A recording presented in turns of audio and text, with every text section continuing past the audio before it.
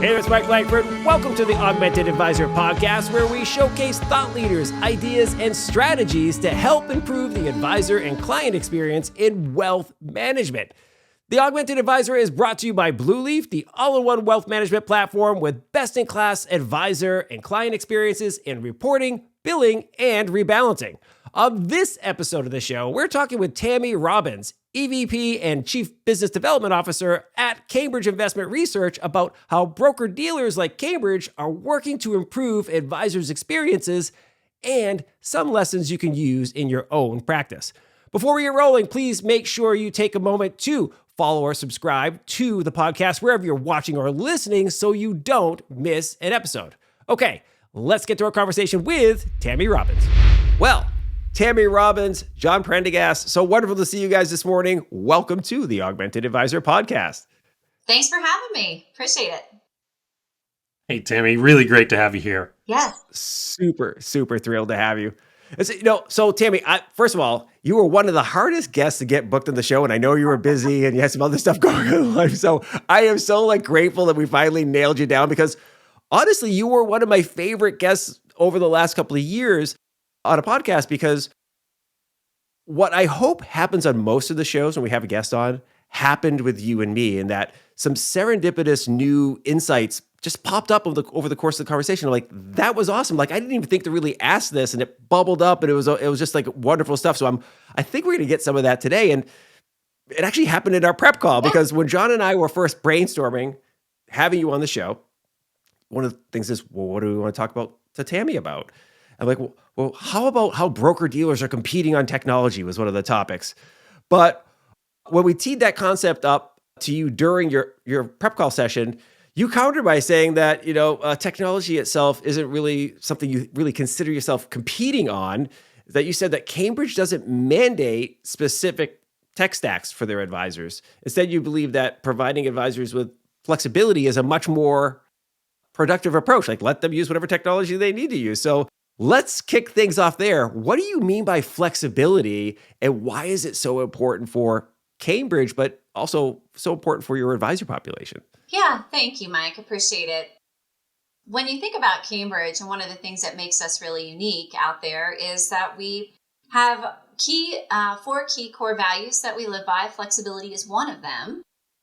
And flexibility happens to be the reason a lot of our financial professionals are associated with us, because as I mentioned to you earlier, the technology is pretty standard that's out there, the offerings that you have across the industry, and it's really up to the financial professionals to kind of pick and choose what they're wanting to implement into their practices and the way that they're serving their clients. So giving them the flexibility and not mandating a certain tech stack has become extremely valuable. And we saw that, right? We talk about the pandemic a little bit. We talk about life before, pre and post pandemic. And I think it came out even greater during the pandemic that, hey, I've got to have tools and resources that I can use no matter where I'm doing business. And so technology, as we saw across the industry and really all across all industries, became extremely important in how people were really doing and mandating their day-to-day operations. And so the flexibility really is key.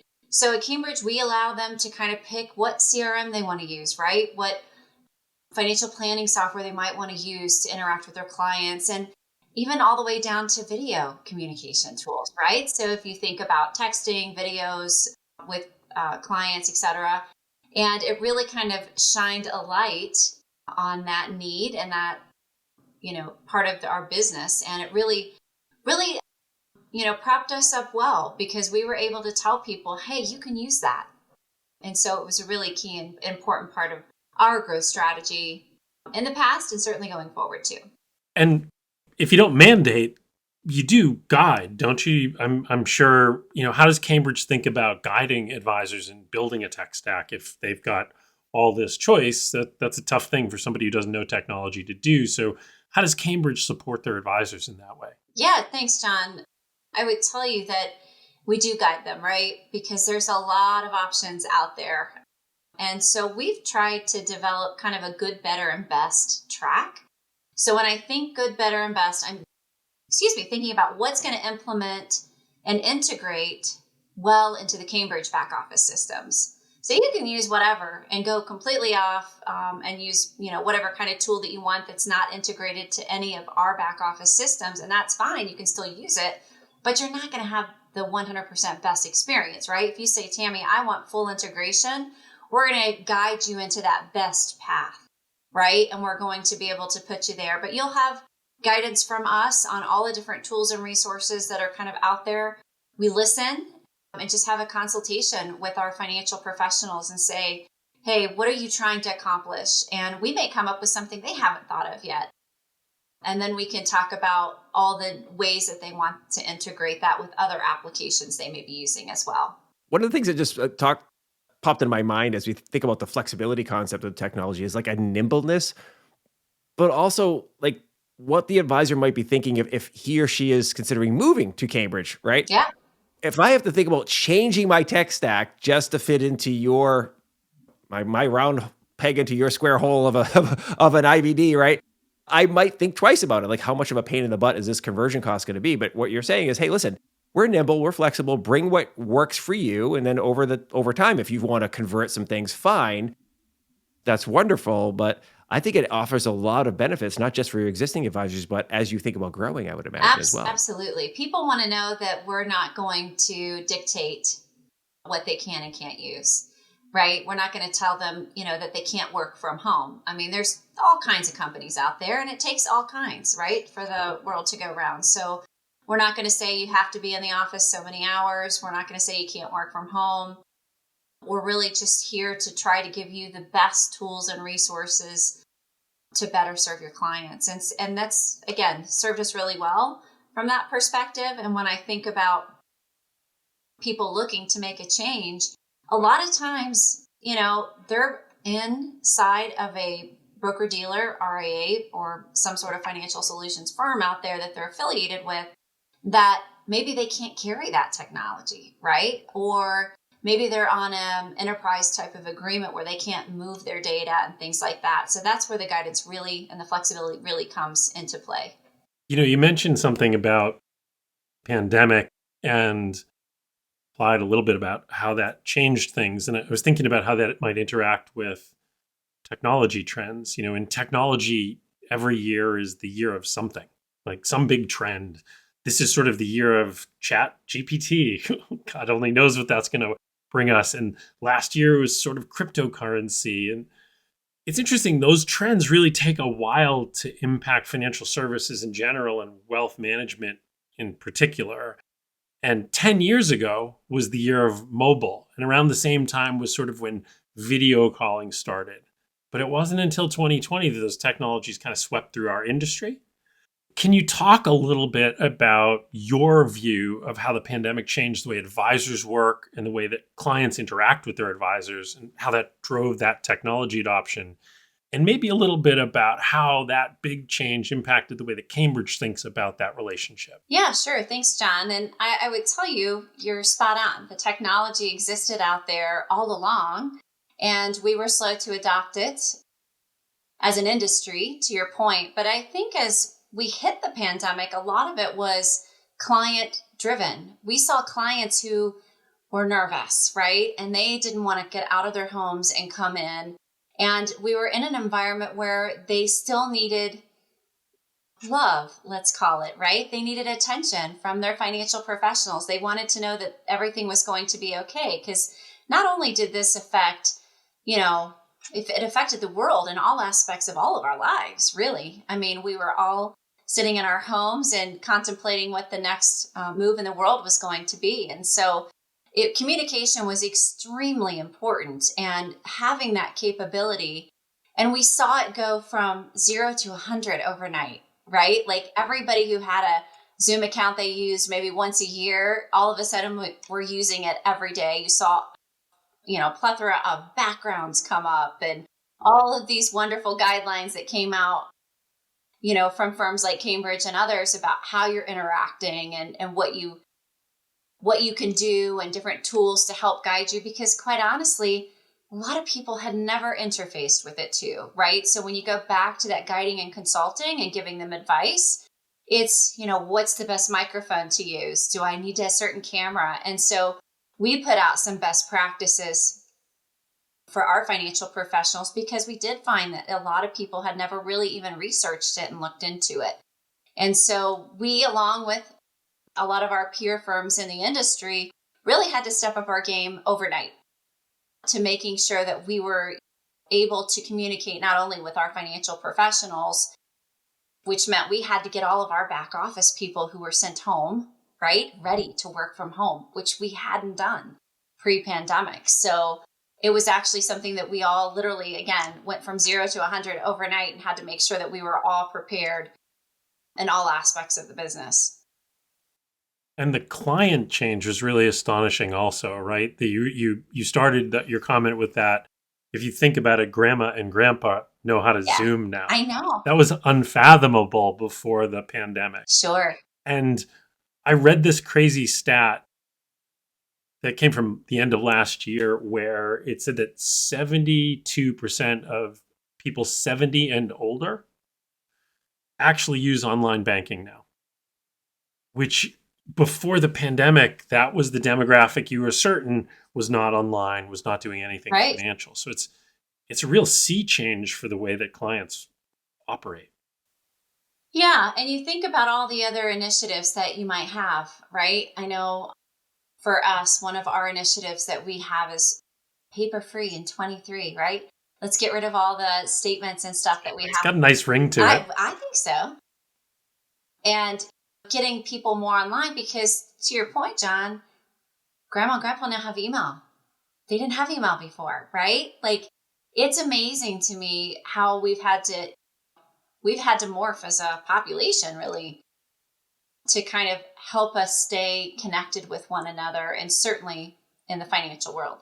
Shifting gears a little bit, but I think it's still related to this, like how we've had to adapt, and it's been effectively client driven for these changes. In many ways, your role at Cambridge is very similar to the role that advisors play in their clients' lives, right? They're responding to their clients. They're trying to attract and retain clients and help them grow and thrive, and they've had to make some adaptations to the way they use technologies and the way they work. So, one of the things we've talked about on this show quite a bit, and I know John and the Blue Leaf team are really obsessed about this, is making sure that advisors and clients and the expanded staff have a great wealth management experience. So as you think about independent financial advisors that you serve and that you're looking to serve, hopefully, how do you think about their wealth management experience with Cambridge or just with the world?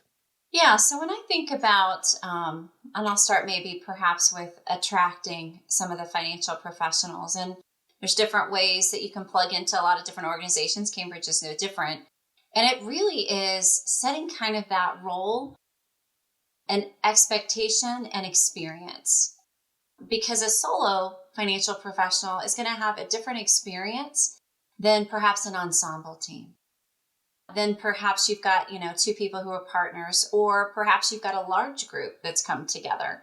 And so you really have to kind of peel that back and create very specific experiences for them. And oftentimes they need to be very specific around their business mix.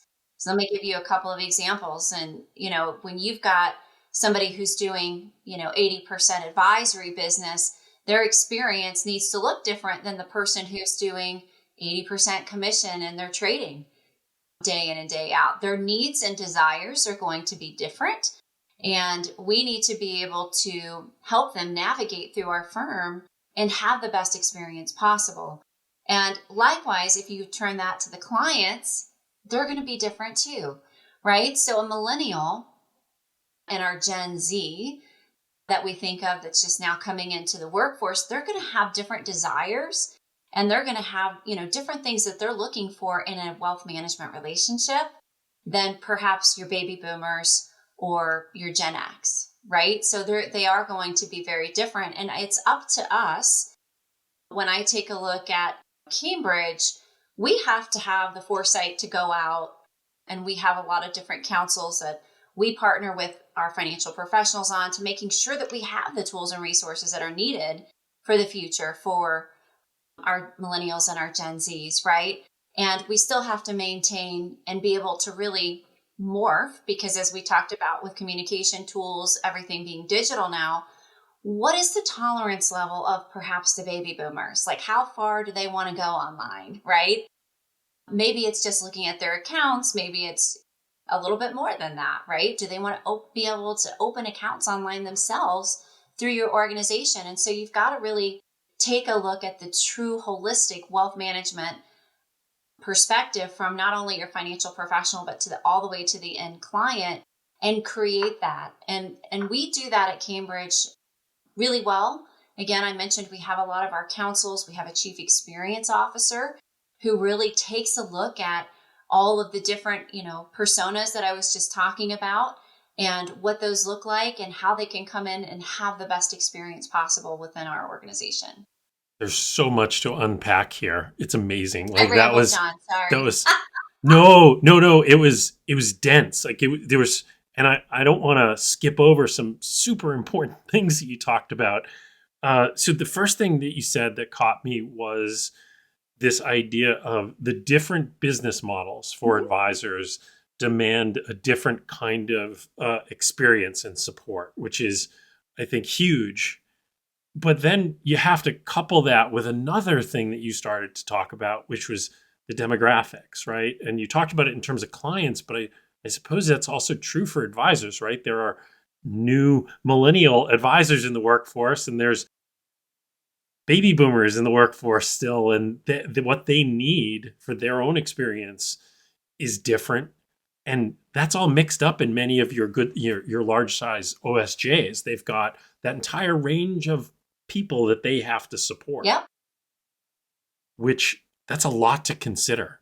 And they've got to start thinking about it. So I'm gonna back into, you talk about our large OSJs, and they look at the demographic of their people that are within their organization. And if they're heavy on the baby boomer side and they don't have enough millennials and Gen Z coming in, they're going to be upside down, right? So it's coaching. We do a lot of coaching for our financial professionals on how to bring that next generation into our business. And what is that going to look like? So we think about clients, and then we also think about the young financial professionals that we need to help serve those clients. But their needs are very different. And it's really interesting. And I'm going to go down a little bit of a side road here for you guys. But when I think about how the younger generations want to come in to our business and to the financial services, industry itself, it's not picking up the phone and going through the phone book and making phone calls and trying to sell somebody some insurance or some sort of product. They want to come in and be part of something. It's very different dynamic. So they want to come in. They're not going to perhaps work nights and weekends. I'm sure there's some are, but that balance has changed. So when you take a look at the generations, and we all see the same demographics and studies, it's more about the work-life balance for them and being part of something that has meaning, right? And purpose. And so when you go to look to hire that generation, whether it be in our industry or others, you've got to recognize that. And you've got to say, how am I going to mold and reshape my value proposition to meet the needs of this incoming generation? And likewise, let's go back, take a step back to the clients. They want to be serviced differently. They have no interest most times in coming into your office. They want to know that I can pull open an app and look on my phone and see, where I stand today. And, there's a variety of different studies that we see with that kind of information too. So it's really imperative for all of us in this industry to really kind of take a step back and make sure that we are setting ourselves up for success in the future by looking at how we're servicing both the clients and the financial professionals. Yeah, it's amazing. You just talked about them wanting to look at an app, and it really suggests that even the older clients are walking away from paper and traditional PDF, Yeah, and moving more toward a real digital experience. And then you've got that other force with the younger advisors coming into the business who also have no interest in that traditional approach. So it seems like a 1-2 punch that's really changing the way that everyone wants to interact. yep. Paper free in 23, John. So I'm still Paper. going with that one. So See how I teed you up for yeah, I that? love it. Yeah, I love exactly. it. They knocked it out of the park. Wait, it's interesting. I'll speak from my own personal experience, and I'm Gen X. I like an experience where I can find my answers and get the things done on my own with ease, whether it's on an app on my phone or a quick via a website. Yeah. However, I want it to be frictionless and easy to talk to a human if I run into a wall, Yeah. which happens quite frequently. Like, okay, I went on your FAQs, I looked in your knowledge base, I looked for my problem, I don't find my problem. This is a problem that I'm having right now. It's not a problem I'm having 48 hours from now. I want to get an answer to this Mhm. question now. And so if you're an advisor, I'm thinking you want to make sure you have that built in, right? Let me find all my answers relatively easy, but also be really easily accessible in the event that your client does want to talk to you. And that may be vary from client to client, but that kind of gets back to what you're seeing, right? Like everybody has different needs and they may have a different expectations of the experience with their advisor.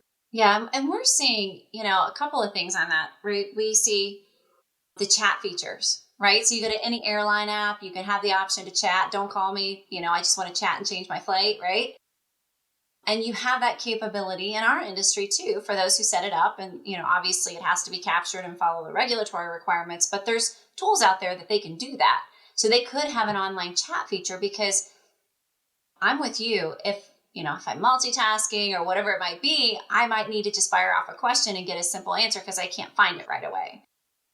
And secondly, it's just, how do you meet with the financial professional themselves? We also discover the beauty of online scheduling, right? So now you have financial professionals who have on their website schedule a meeting, and they've already blocked out times on their calendar. So, hey, if it's 10 o'clock at night and my husband and I are talking about it and we go, you know what, we probably should meet with our financial professional, I can go online and say, okay, here's the open spots and schedule it. I don't have to wait for the office to open, right? Because in a lot of instances, you're dealing with dual income families, right? And so both parties are working and they're not always available to have those types of conversations in an 8 to 5 workday.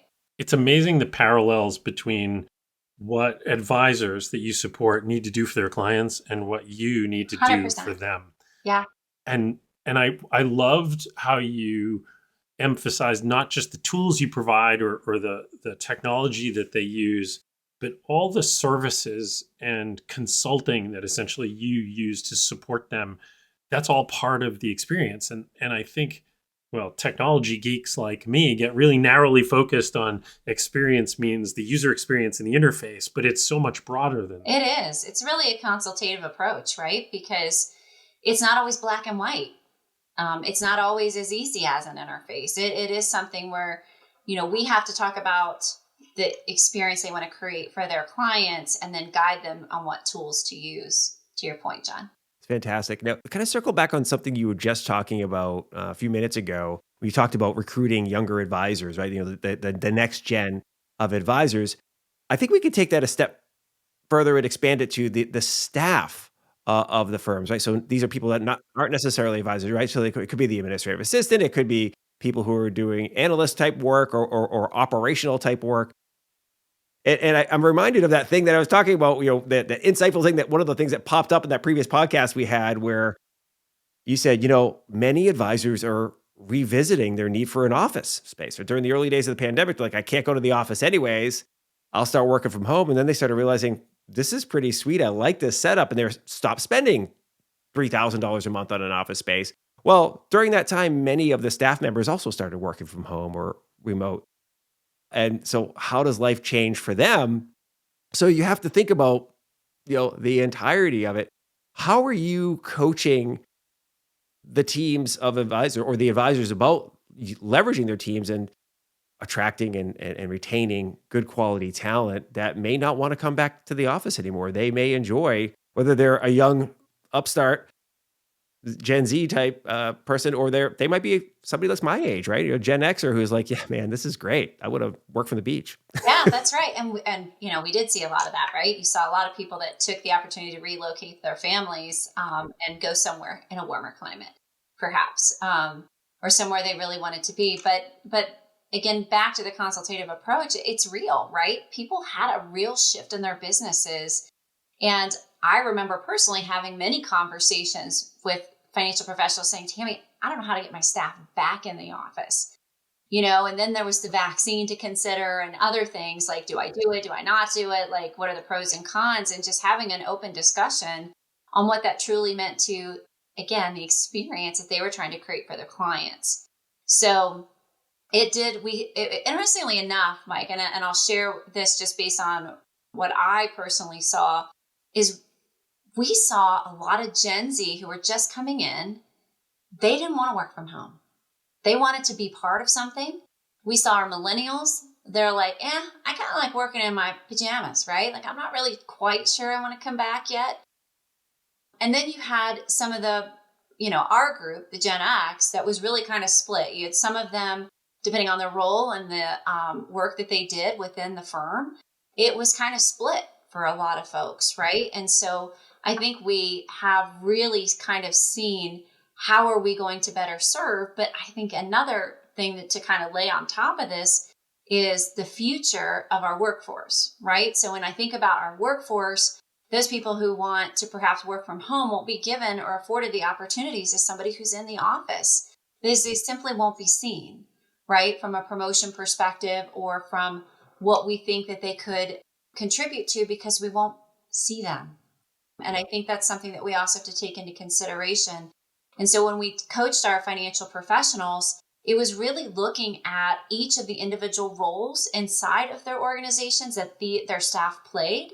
And what did he or she want that to look like in the future? Did they want to keep it? If I'm processing paperwork, can I do that from anywhere?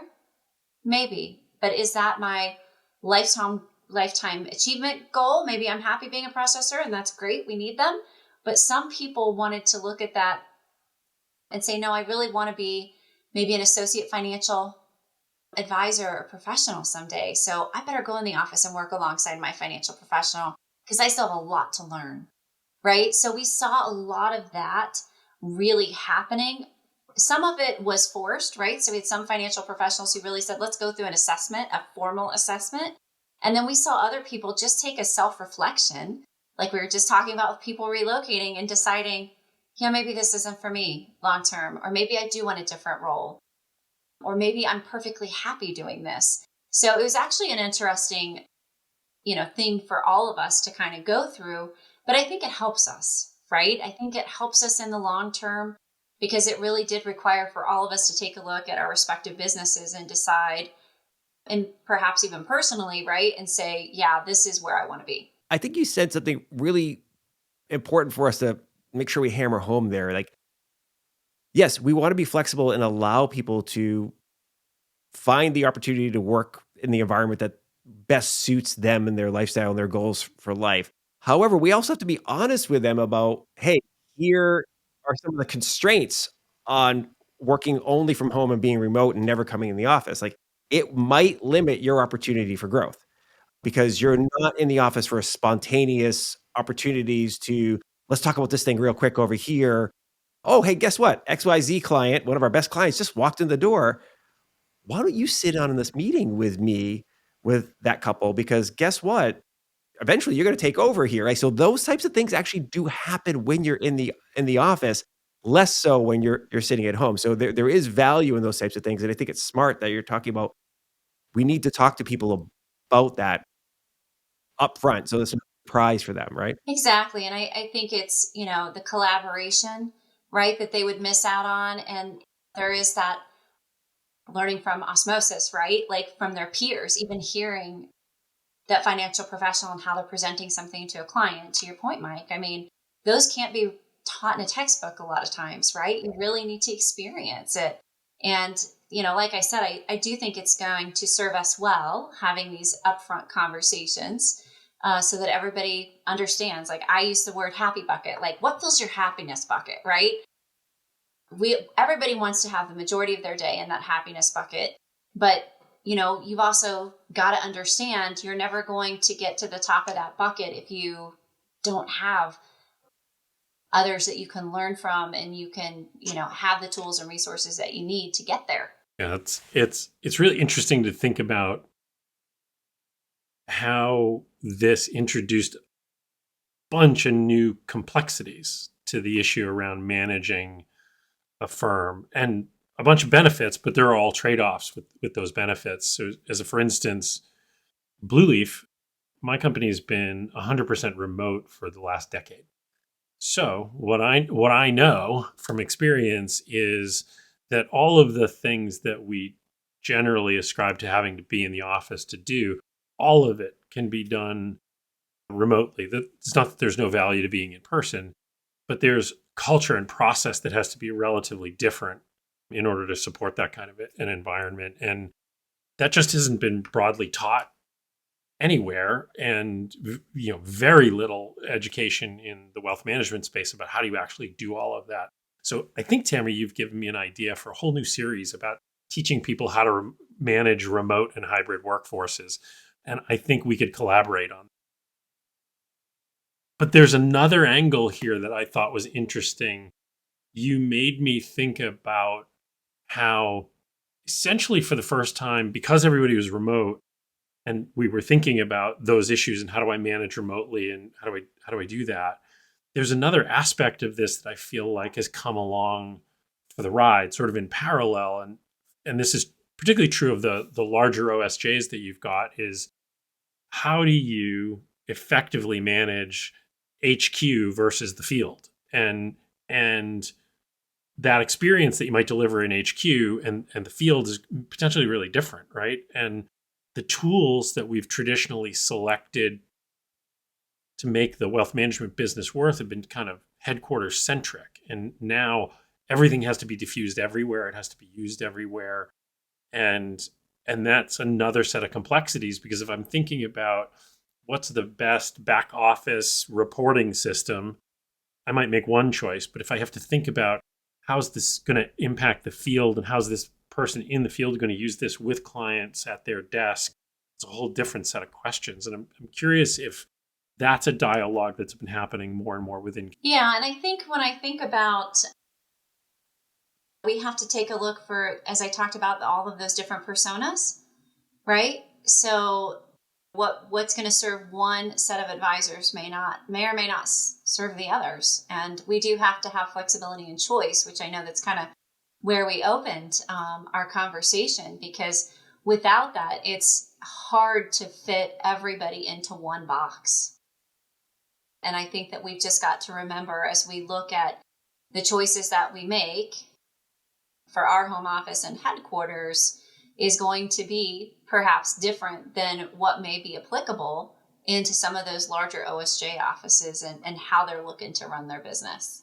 We're getting ready to turn for home here. Just so in the interest of time, I'm going to jump into one area that I really wanted to talk about, because it's been related, relevant or related. Yeah, related is probably the better phrase to this conversation about client experience. One thing that you mentioned in the prep call that I have to admit I was a little surprised by. So you mentioned that I just was, because like my general familiarity with the independent broker dealer model and advisors who practice in that environment was different than what you said. You said, listen, Cambridge has had a fee only model available for a long time. I was like, what?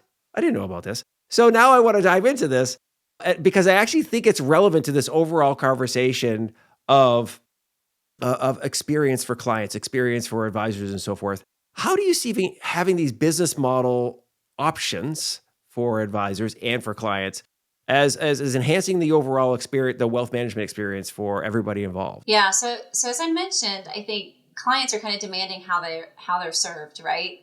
And we've kind of seen that change. And so when I think of our fee only, when we have plenty of our own financial professionals at Cambridge that are fee only, meaning they don't sell commissionable products and they only charge a fee. But the other side that goes along with that is financial planning. But the big thing that we're seeing is a subscription model, right? So the subscription model is something where they are basically putting out, let's call it a menu of services that they can offer to their clients, and then they pay a subscription fee or a financial planning fee for. So perhaps they just want somebody to come in and look at their, assets that they have, perhaps not with that financial professional, but otherwise to kind of help advise them on that. They can have that as a subscription model. If they want somebody to just come in and talk about where they want to be in their life, let's call it 10 years down the road, 15, 20, and take a look at their whole picture. So let's look at it from a tax perspective. Let's look at it from a outside, real estate that they might own in addition to their home. Like, am I on track? Am I over leveraged? Those types of things. In addition to kind of the investment side of it, all of that kind of falls into the subscription model as well. And so when I think about fee only, right, and I think about our industry, there will be some financial professionals who only want to work in a fee only capacity. There will be some that only want to deal with selling of the products and not doing an ongoing management. And then there's a healthy amount that falls right in the smack dab in the middle, right? So you really, when you go out and you look to position yourself in the industry as a firm, I think it's keenly important and that you are servicing all of those different models so that you're not excluding yourself from one segment of the market out there. So I love it. Yeah, and it's really, for me, to your point, it's client driven, right? There are going to be clients who respond to a more product oriented engagement, right? With an advisor, right? Like, hey, listen, I want to know what I pay. I paid something for the product. That's great. That's wonderful. There's somebody else who's going to love this notion of a subscription model. Like, oh, great. I know what my fee is yeah, going to be every year because this is what I've subscribed to. This is what I get for that value. And then there's other people who are like, yeah, I love the notion with the fee only model that the client and our interests are aligned, yeah, right? So if my portfolio grows in value, he or she grows their revenue base, and I'm really cool with yeah. that. So it's really going to be it's working for everybody. I really thought that was, again, took me by surprise because I haven't seen that at very many Yeah. IBDs. So it was, it was really, really cool. Yeah. And it Go, goes John. back to this idea of designing an experience is really holistic. It's service design. It's like, what are the products we're going to offer? It's how are we going to support those folks? What are the tools we're going to educate on? It's completely comprehensive, and it's fun to hear a big firm like Cambridge talking about it in that very comprehensive way, right? And I think smaller advisors in particular can learn, from this. I think everybody gets a little tunnel vision on, oh, these are the products I'm selling, or this is the service I'm selling, and that's my experience. But it's everything else around that is really what you're delivering. And I think advisors could learn a lot from. Thanks. I did too. Okay. Before we let you go, because sometimes this is where the awesomeness Yeah. comes from, and I think this is actually where the origin of that question about advisors giving up their office spaces. Have there been any big surprises since you've arrived at Cambridge? Like new things you're like, I didn't see that coming. That's really interesting. Wow, I want to dive into that. Right, you've been at Cambridge, I think, for 2 years or so Yeah. now. So you've had time to digest and get used to everything. Have there been any surprises? Like, they can be pleasant or otherwise, but I think mostly pleasant is what we're looking for. Yeah. It's interesting to me. I've been here, gosh, not quite 2.5 years, but close to that. And, we have about 3,800 financial professionals that we serve across the country. And if you look at that in comparison to some of our peer organizations who have 8, 10,000, you start to think about competitiveness and what you can offer. And I would say the big aha moments for me have been how extremely competitive we can be, right? So from having the flexibility to allow clients to go in and open new accounts online for small investors. Example, you saw robo advisors in the news many moons ago, not as much anymore. But how do we serve those clients that perhaps don't meet our minimum thresholds? And the industry struggled for many years on how to serve that next generation of client. I think we've gotten better about it. But coming to Cambridge and knowing, hey, we have a solution. We have a solution that's already built in place for these small investors where they can go in, open an account online in less than 10 minutes and have money in it, et cetera, right? You wouldn't think a company of this size would perhaps have some of those solutions that they do. So it's been a very good surprise, as I say, which is really nice that we do have some of the tools and resources that we might see in some of our larger peer firms. Love it. Love it. Well, fantastic. Well, Tammy Robbins, this has been a wonderful conversation. As always, we can have you on the show more often. I really like it. I always learn something new. I'm sure people are going to want to follow up, so we'll make sure we link up the Cambridge website. Is there any other places you'd like us to send people to just kind of stay in touch with all the amazing things you're doing and maybe you personally? Yeah, so certainly you can go and check my LinkedIn profile out under Tammy Robbins. I'm at Cambridge. You can certainly go to the Cambridge website as well and learn more about us as an organization as well. Fantastic. Well, thank you very much for coming on the show. Really appreciate it. Thank you both. Appreciate it. It was a lot of fun. Yeah, it was great. All right. Thanks. Thank you. Thank you very much for listening to and or watching this episode of the Augmented Advisor podcast. It was fantastic to have you with us. I hope you enjoyed the conversation as much as we did. Huge thanks to Tammy Robbins from Cambridge Investment Research for joining us. It's always so cool when you get to talk to somebody who elevates your thinking on what is happening in the industry. And Tammy seems to do that every time I get the opportunity to chat with her. As I mentioned at the top of the show, please make sure you subscribe to the podcast on your favorite podcast platform and YouTube, by the way. We're leaning into YouTube super heavy, so go over there, subscribe, like, interact with the show. And do us a favor. Make sure you give the Blue Leaf page on LinkedIn a follow as well. We're very active on LinkedIn. We share every episode there. And you know how this industry works. Most financial advisors and wealth management executives are spending most of their time, their professional social time, on LinkedIn. So we would love to be part of your community and have you be part of ours as well. All right, that's all we have for you today. Please make sure you stay safe and be nice to each other. We'll see you next time on the Augmented Advisor podcast. See ya. Bye.